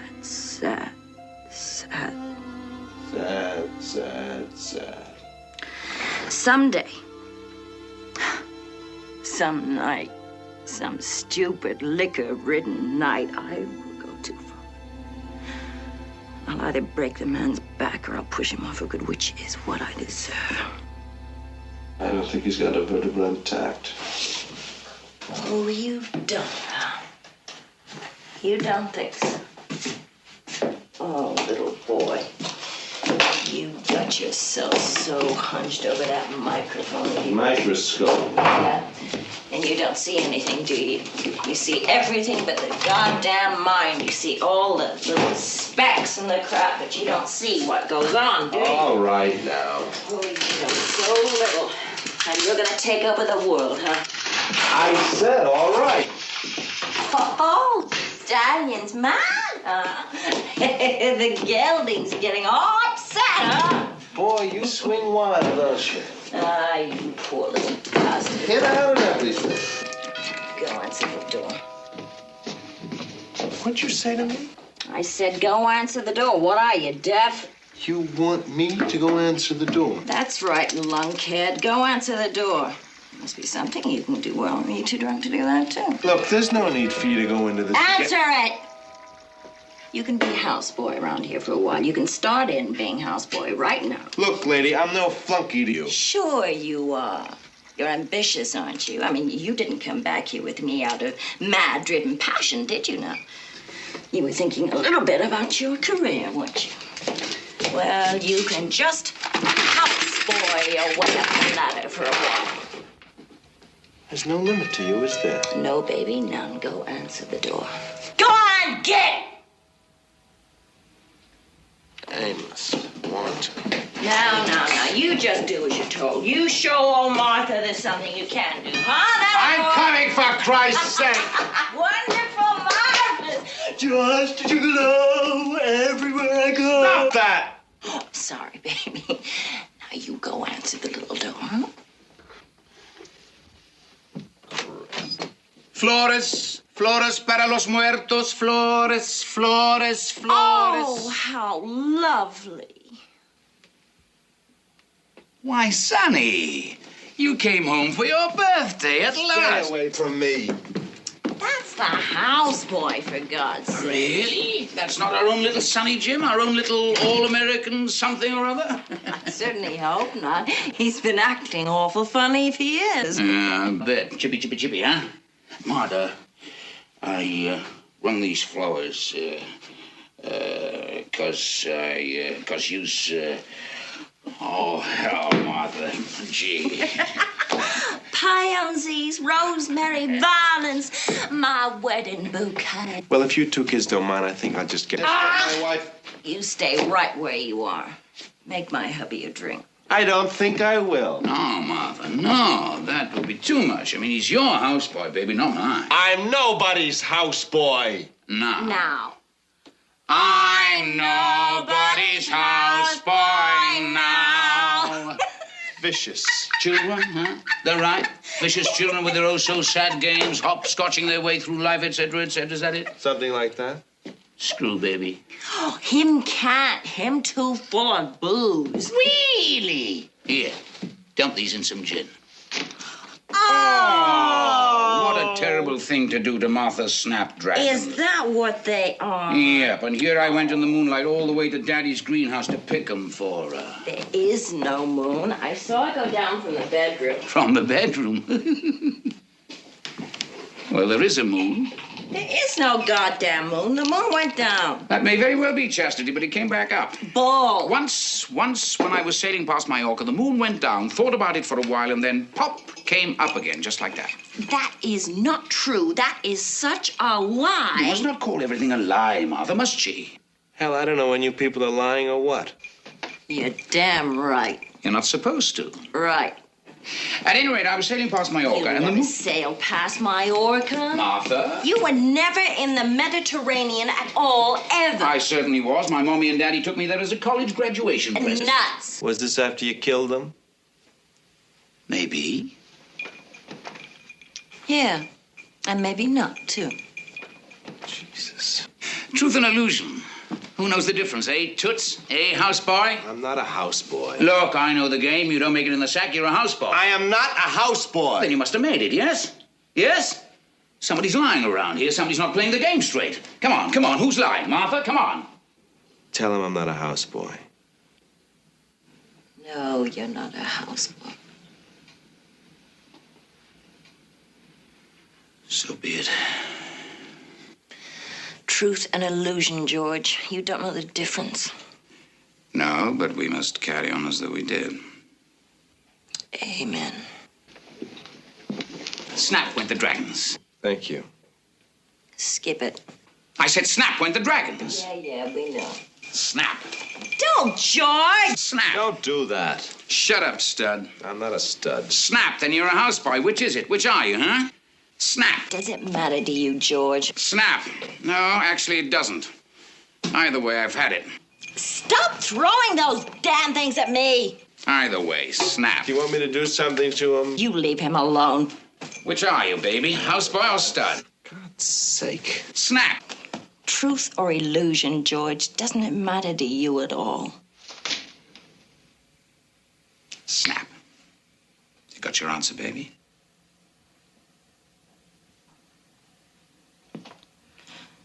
Got it. You just gird your blue-veined loins, girl. Now, we got one more game to play, and it's called Bringing Up Baby. Oh, for Lord's... I don't want any fuss. You don't want any scandal around here, do you, big boy? You want to keep to your timetable, don't you? Then sit. And you, pretty miss. You like fun and games, don't you? You're a sport from way back, aren't you? All right, George, all right. Good, good. But we're not all here. You. Your little wifelet isn't here. Look, she's had a rough night. She's Well, we in can't the play without cab. everybody here now. That's a fact. We gotta have your little wife. Sue-wee! Sue-wee! Cut that! You just get off your butt and bring that little dip back in here. Now be a good puppy. Go fetch. Fetch, good puppy. Go fetch.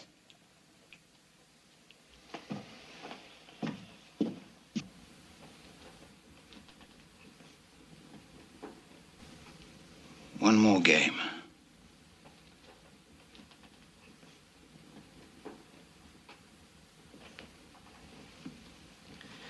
I don't like what's gonna happen. Do you know what it is? No. Well, I don't like it. Maybe you will, Martha. No. It's a real fun game.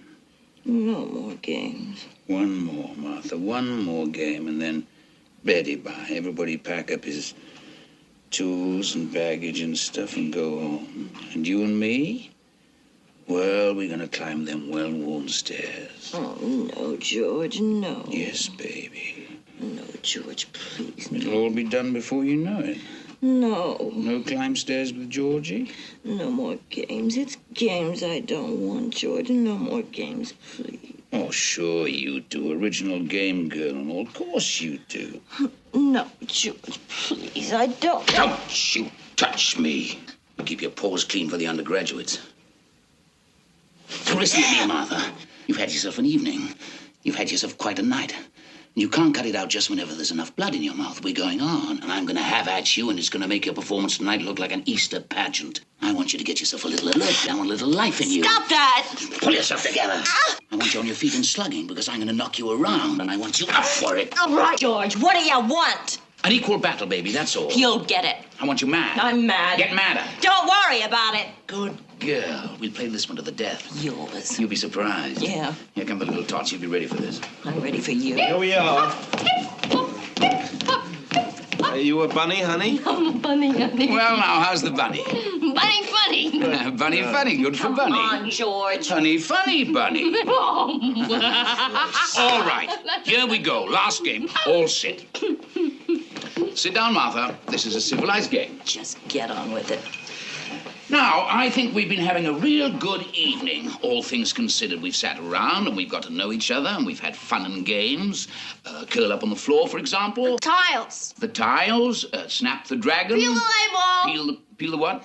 Label. Peel the label. I peel labels. We all peel labels, sweetie.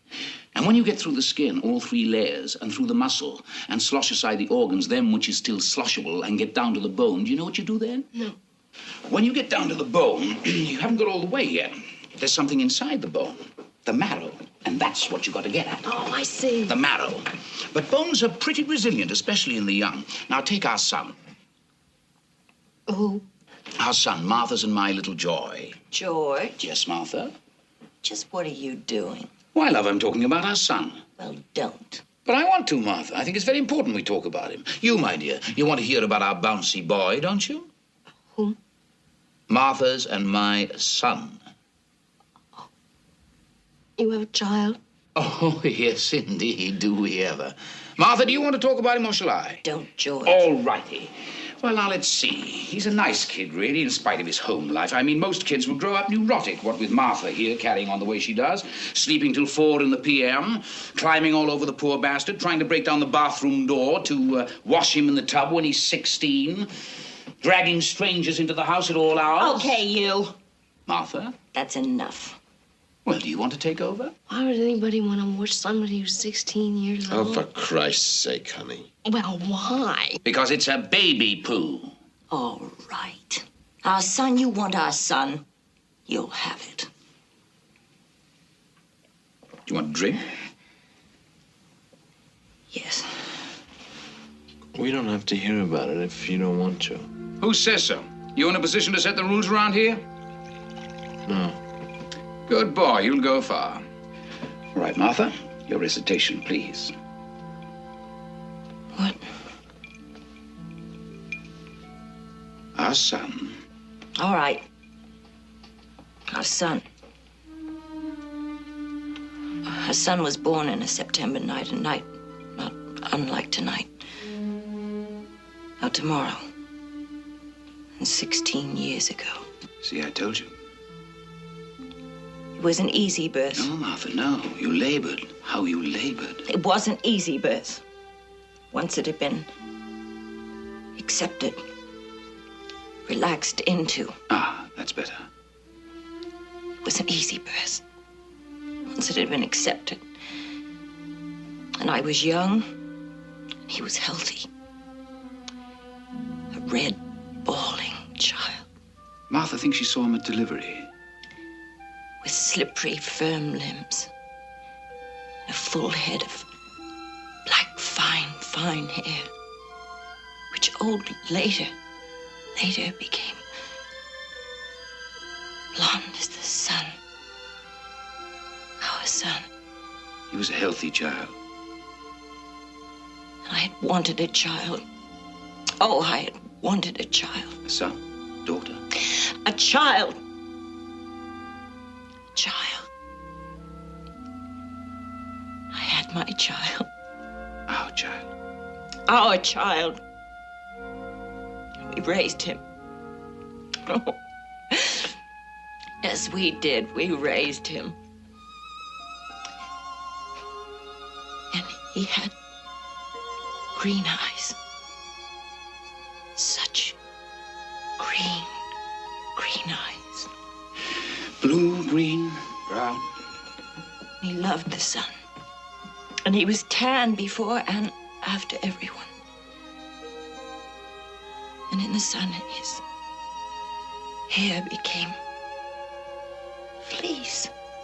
Fleece? Beautiful. Beautiful boy. Absolve Domini animus omnium fidelium defunctorum ab omni vinculo delictorum. So beautiful. So wise. All truth being relative.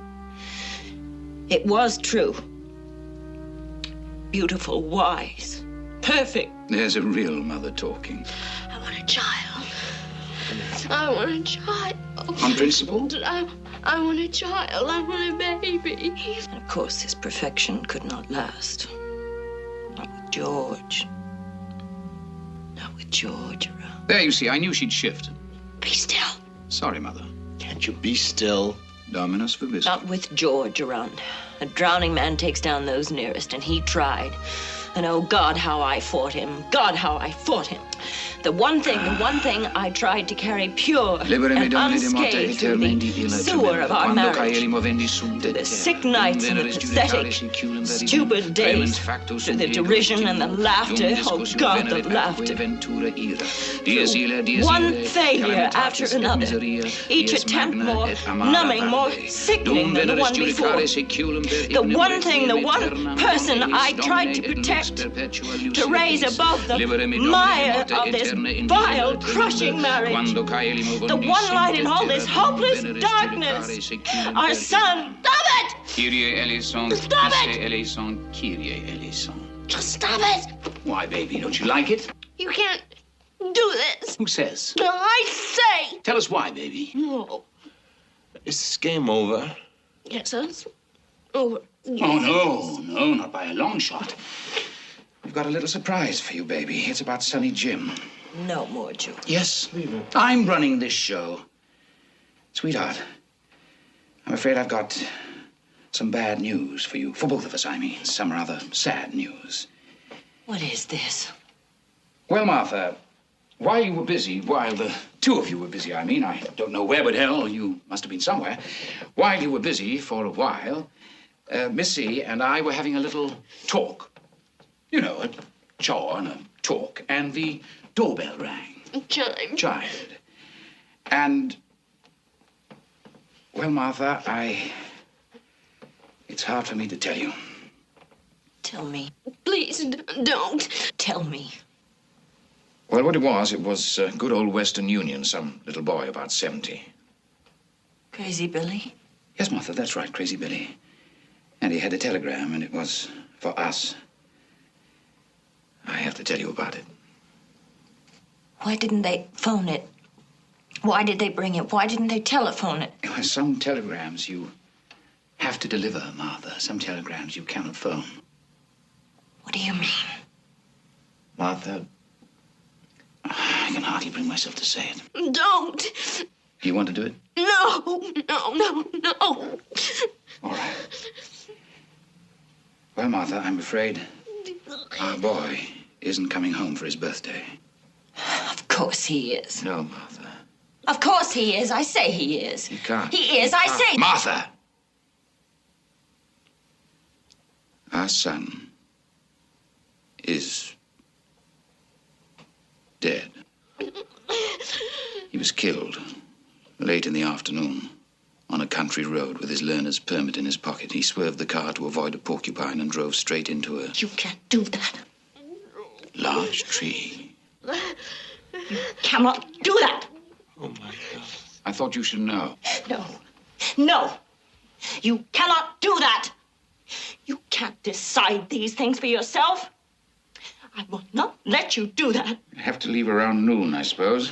I will not let you decide these things. Because there are matters of identification, naturally, and arrangements to be made. You can't do this. I won't let you do this.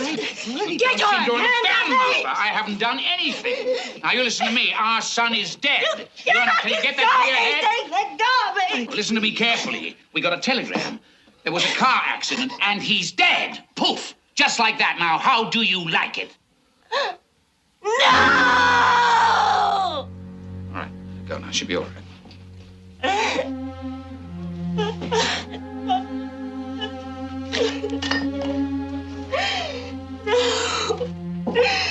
No. He is not dead. He is not dead. He is dead. Kyrie eleison, Christe eleison, Kyrie eleison. No. You cannot decide. He hasn't decided anything, lady. It's not his doing. He doesn't have the power. That's right. I'm not a god. I don't have any power over life and death, do I? You can't kill him. You can't let him die. You can't. There was a telegram, Martha. Show it to me. Show me that telegram.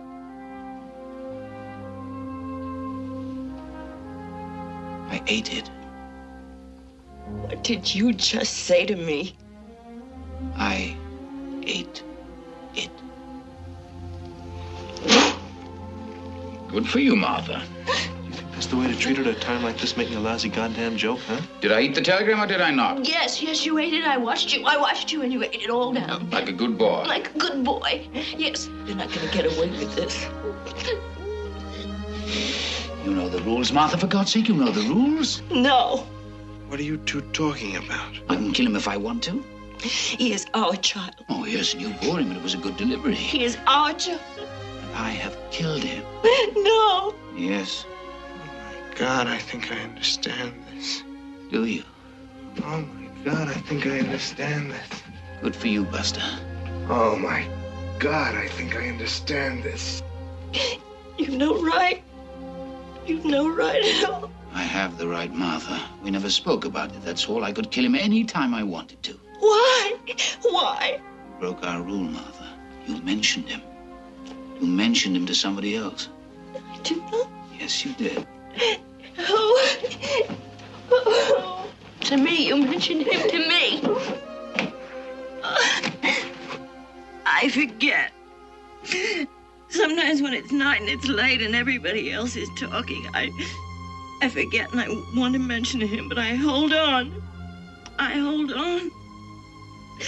I've wanted to so often. Oh, George, you pushed it. There was no need for this. I mentioned him, all right, but you didn't have to push it over the edge. You didn't have to kill him. Requiescat in pace. Amen.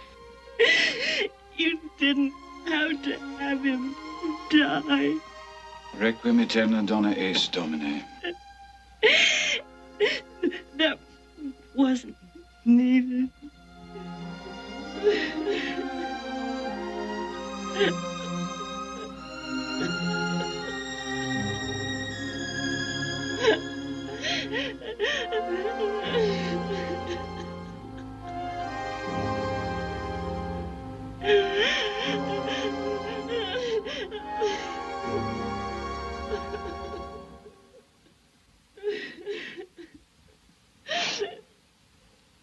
It's dawn. I think the party's over.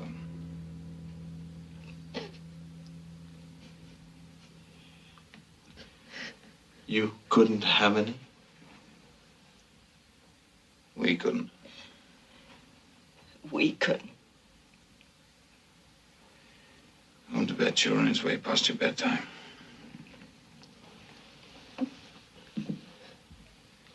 Honey? Yes.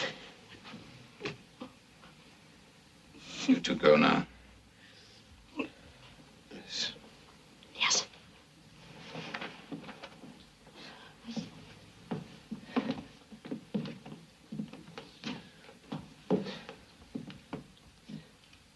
I'd like to. Good night.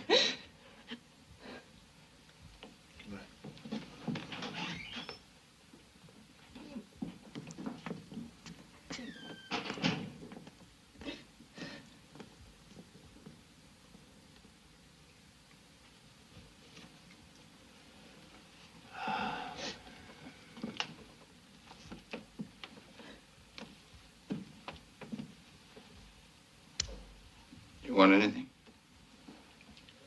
No, nothing. All right. Time for bed. Yes.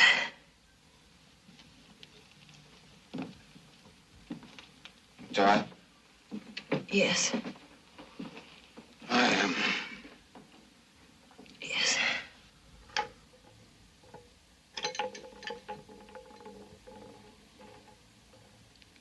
Sunday tomorrow. All day. Yes.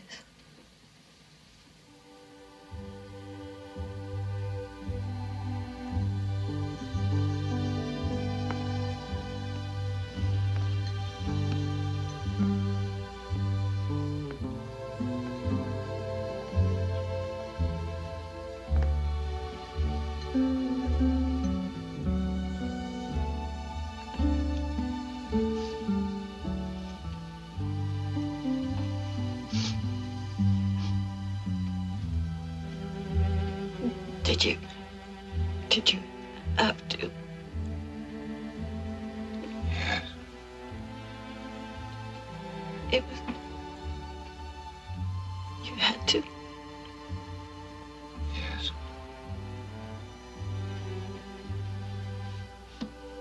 I don't know. It was time.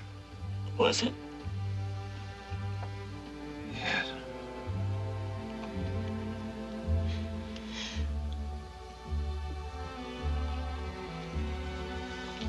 I'm cold. It's late. Yes.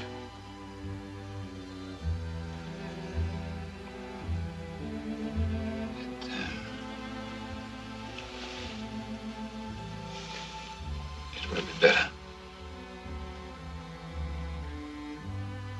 I don't know. It will be, maybe. Sure.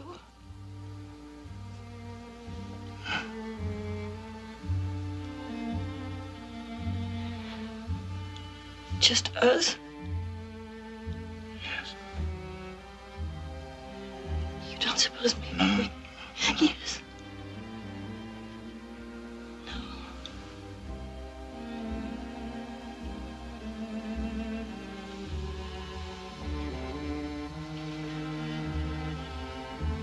All right. Yes.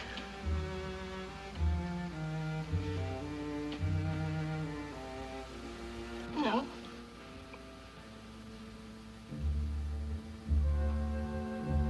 Who's afraid of Virginia Woolf? Virginia Woolf. Virginia Woolf. I am, George. Who's afraid of Virginia Woolf? I am, George. I am.